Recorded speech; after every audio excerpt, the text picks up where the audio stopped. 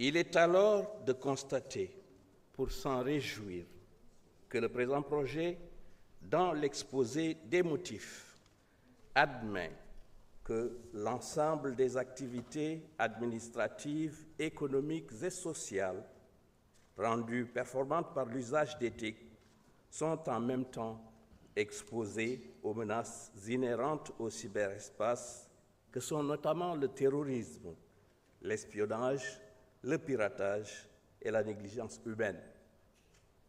Cela consacre la pertinence et l'actualité pour le Sénégal, après s'être doté d'un cadre normatif, d'en mesurer les limites à travers les implémentations, afin que des lois habilitant l'État à apporter des atténuations à certains droits fondamentaux, comme celui du respect de la propriété privée, soient de mise.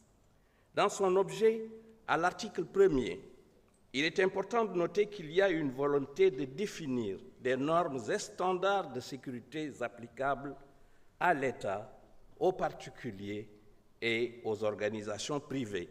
Aussi, l'autorité nationale de cybersécurité permet-elle de mutualiser pour mettre en synergie un potentiel national autour des autorités administratives à travers l'implémentation de règles applicables aux exploitants d'IC qui font l'objet de suivi. L'innovation étant le moteur des technologies de l'information et de la communication, nous notons avec une attention particulière au tiret 1 de l'article 4 l'obligation pour l'État de mettre en place, en l'actualisant régulièrement, un cadre juridique et institutionnel adapté à la cybersécurité. Cette adaptation évolutive est inhérente à la nature de la cybernétique dans un monde où le crime organisé, autour d'organisations quasi multinationales, brasse des billions de toutes sortes de devises avec la possibilité d'acheter des expertises insoupçonnées. L'article 8 portant responsabilité civile découlant d'un incident informatique est une avancée notoire en ce qu'il permet d'engager la responsabilité civile d'un exploitant de systèmes d'information ayant omis, sans motif justifié, de prendre les mesures de sécurité prévues par la loi.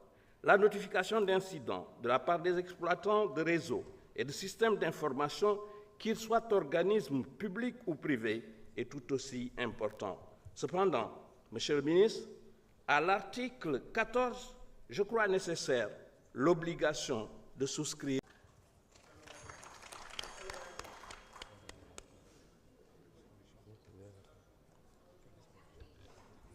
Vous pouvez nous dire de quel article il s'agit? 77.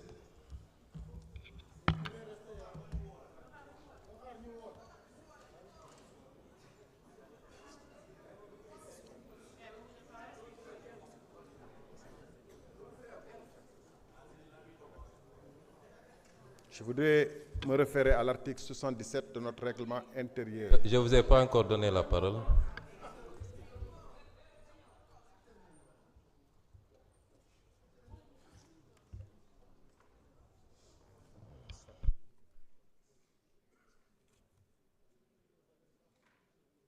L'article que vous avez cité ne vous permet pas de faire appel au règlement.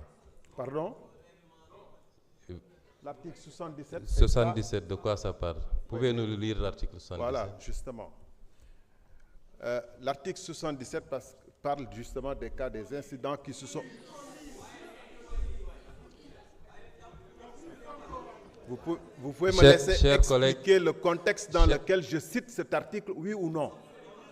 Il faut que vous me laissiez le contexte, la possibilité de citer, de justifier pourquoi je fais recours à cet article et à l'alinéa. Je sais que vous ferez ce que vous voulez. Celui qui est assis derrière moi décidera de ce qu'il voudra contre le règlement. Mais laissez-moi au moins lire la disposition et vous justifier et vous donner les raisons pour lesquelles je l'invoque.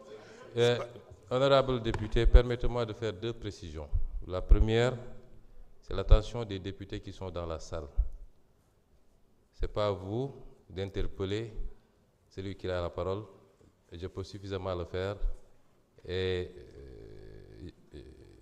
je suis le seul habilité à le faire.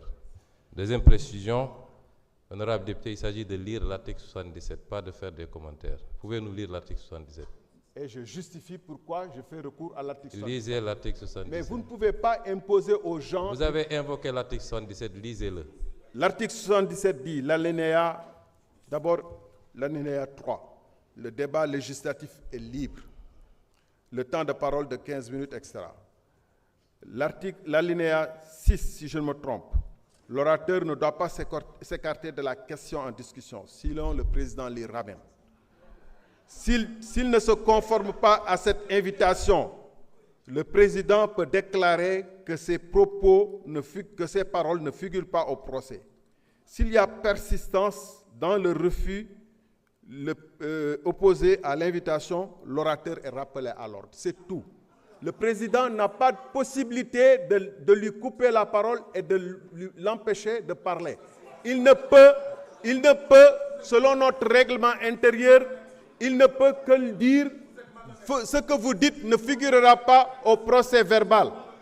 Ça ne figurera pas au procès verbal, rappel à l'ordre. Mais il ne peut pas l'empêcher de prendre la parole. Honorable député. Par ailleurs, je termine, Monsieur le Président. Vous pouvez rejoindre votre place parce que vos propos sont hors contexte et n'ont rien à voir avec le débat. Je ne fais pas hors sujet parce que le Président se permet de vouloir nous dire... Vous pouvez rejoindre votre place, honorable député. Imposé veut nous permettre de dire ce qu'on doit dire et ce qu'on ne doit pas dire. Ici, c'est la démocratie. 15 législatures,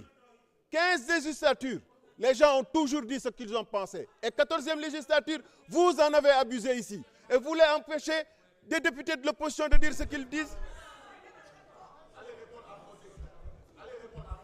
Je crois que, chers collègues, nous sommes dans une assemblée où le débat est libre, mais encadré et organisé. Liberté ne veut pas dire pagaille ou indiscipline. J'ai l'impression qu'il y a des députés qui viennent pour avoir leurs 5 minutes de gloire, faire le buzz devant les caméras, et ça part dans tous les sens. Je veux rappeler à l'honorable député qui vient de parler qu'à cette étape des débats, il ne peut faire qu'une motion préjudicielle. Il ne peut pas nous ramener à des débats. L'interprétation qu'il se fait de l'article 77, de la notion de rappel à l'ordre, n'engage que lui. En tant que président de séance et responsable de la police des débats, j'en fais une autre. Nous continuons donc le débat. La parole est à l'honorable Abdulkadir Sonko. Et l'honorable Abdourahmane Diouf se prépare.